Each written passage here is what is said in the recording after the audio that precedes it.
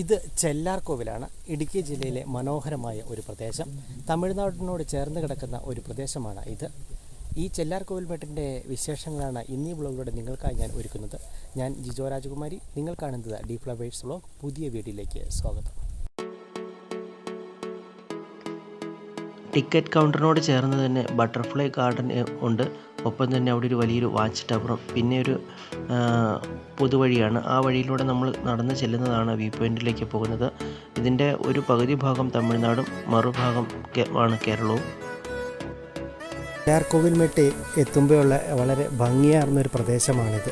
ഇങ്ങനെ മുളങ്കാടുകൾ തിങ്ങി നിറഞ്ഞു നിൽക്കുന്ന ഒരു ഇടം, വളരെ രസകരം. കണ്ടോ,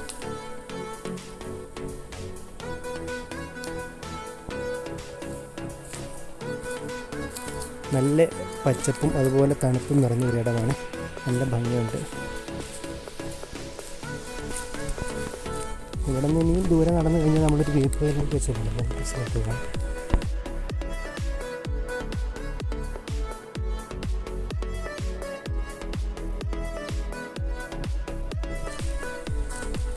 ഈ ഇല്ലിക്കൂട്ടത്തിനിടയിലൂടെ ഇങ്ങനെ നടക്കുമ്പോഴുള്ളൊരു ഫീലുണ്ടല്ലോ, ഭയങ്കരം തന്നെയാണ്. നിറയെ വിദേശികളടക്കമുള്ള ധാരാളം ആളുകൾ ഇവിടെ എത്താറുണ്ട്. പിന്നെ വളരെ വിഷമകരമായ സംഭവങ്ങൾ എന്നൊക്കെ പറഞ്ഞ് ഇതാണ് മദ്യപാനത്തിന് ശേഷം കുട്ടികൾ അലക്ഷ്യമായി വലിച്ചെറിയുന്ന ഒരു പ്രവണത. അത് ഇവിടെയും കാണാം.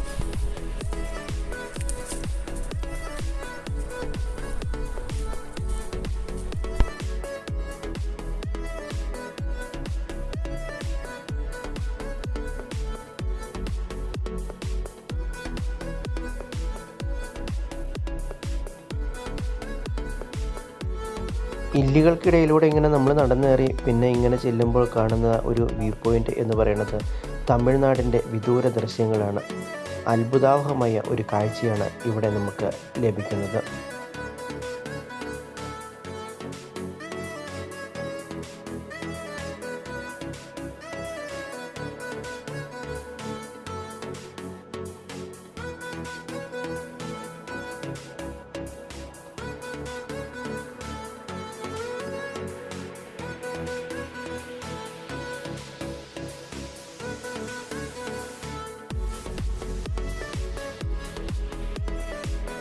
പാറക്കൂട്ടങ്ങൾക്കിടയിലൂടെയുള്ള നടപ്പും വളരെ രസകരമാണ്.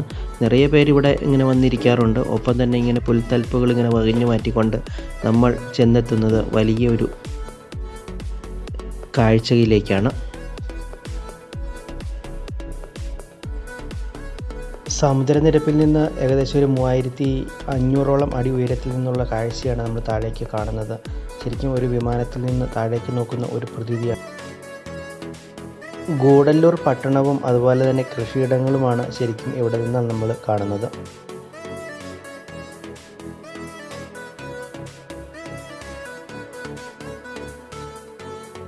തേക്കടിയിലേക്ക് എത്തുന്ന വിനോദസഞ്ചാരികൾക്ക് വന്നു പോകാവുന്ന നല്ലൊരു ഇടമാണ് ഇത്. കുമളി ടൗണിന് സമീപമുള്ള അണക്കരയിൽ നിന്ന് ഏകദേശം ഒരു 2-3 കിലോമീറ്ററോളം സഞ്ചരിച്ചാൽ ഈ പ്രദേശത്ത് എത്താൻ കഴിയും.